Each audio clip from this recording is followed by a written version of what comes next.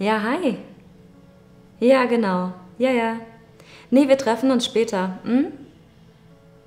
Hallo? Hallo?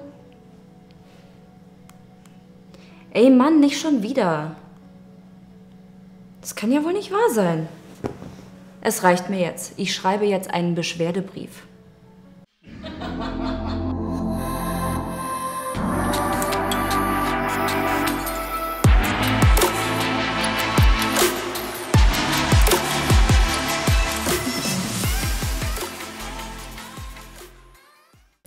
Hallo und herzlich willkommen auf meinem Kanal. Schön, dass ihr wieder da seid. Ihr habt mich gefragt, Conny, zeig uns bitte, wie man einen Beschwerdebrief schreibt. Und genau das machen wir jetzt zusammen. Der Beschwerdebrief ist ein Bestandteil der B2-Prüfung Schreiben. Das ist meistens ein formeller Brief. Warum ist es ein formeller Brief? Weil ich ihn an eine Firma schreibe oder an meinen Vermieter und so weiter. Also an eine Person, die ich persönlich nicht so gut kenne oder gar nicht kenne und zu der ich freundlich sein muss. Hier muss ich meinen persönlichen Standpunkt vertreten.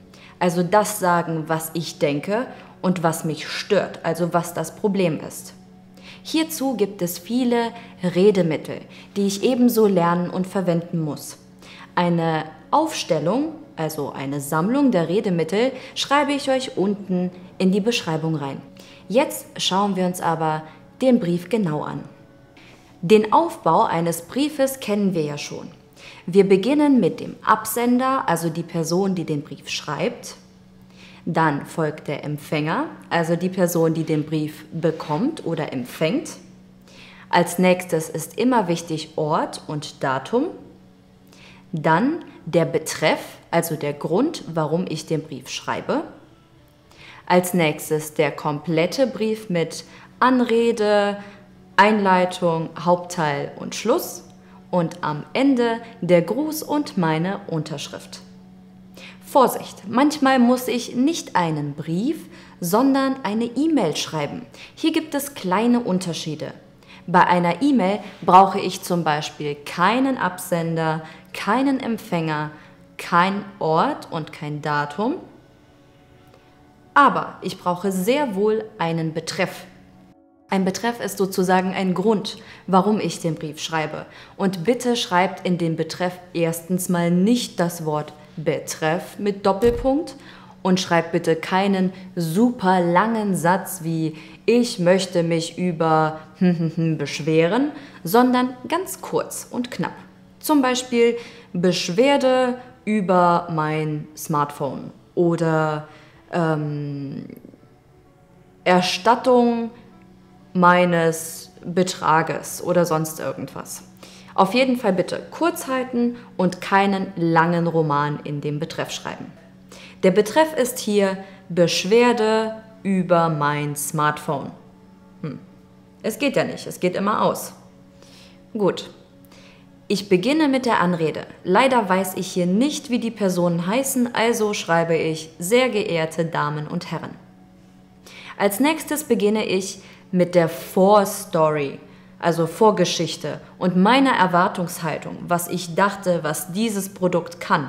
Vor 8 Monaten habe ich auf ihrer Homepage das tolle Angebot für ein neues Smartphone gelesen und war sofort begeistert. Als langjährige Kundin, ich bin eine Frau, Kundin, kenne ich ihre Produkte und war stets, also immer, begeistert von der guten Qualität. Auch die Online-Bewertungen waren sehr positiv, weshalb ich mir das Handy sofort bestellte.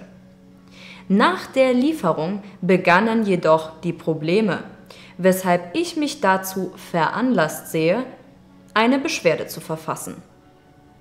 So, jetzt folgt der Transfer. Also ich erkläre von der Vorgeschichte, was passiert ist und welche Erwartungen ich hatte, die Probleme. Das löse ich mit diesem Satz. Im Folgenden möchte ich Ihnen die Gründe schildern. Oder erklären. Schildern, erklären bedeutet das Gleiche. Bereits nachdem ich das Handy auspackte, fand ich kein Ladegerät. Ich dachte, dass Sie es vergessen hätten. Aber die Dame im Kundenservice sagte mir, dass ich das separat, also extra, für 50 € dazu kaufen müsste. Darauf hätten Sie vor dem Kauf hinweisen müssen. Aber damit nicht genug, denn nach weiteren 4 Wochen war die Kamera nicht mehr funktionsfähig. Auf Ihrer Homepage werben Sie mit einem guten Kundenservice. Davon konnte in meinem Fall keine Rede sein, denn die Dame am Telefon war sehr oder äußerst unfreundlich und sagte mir außerdem, dass man mir das Gerät ersetzt, also tauscht. Ich jedoch 5 Wochen auf die Reparatur oder auf den Ersatz warten soll. Es kann doch nicht in Ihrem Sinne sein, bedeutet hier, Sie möchten doch nicht wirklich, dass Ihre Kunden unverschuldet, das bedeutet, ohne dass es Ihr eigener Fehler ist, also Sie hatten keine Schuld, einen Monat ohne Handy auskommen müssen. Mein letzter Beschwerdepunkt ist, dass sich das Gerät seit einer Woche ständig, also immer, beim Telefonieren ausschaltet. Ich finde es nicht in Ordnung, dass ich so viel Geld für so ein fehlerhaftes Produkt ausgegeben habe. Aus diesem Grund muss ich Ihnen leider mitteilen, dass ich sowohl mit dem Gerät als auch mit dem Kundenservice unzufrieden bin. Und jetzt kommt der Schluss, also das, was ich jetzt haben möchte. Ich möchte Sie bitten, das Handy zurückzunehmen und mir entweder ein neues Gerät zukommen zu lassen oder die gesamten Kosten zu erstatten, also zurückzugeben. Für Fragen stehe ich Ihnen jederzeit telefonisch unter der Nummer 012345, also die Nummer jetzt angeben, zur Verfügung.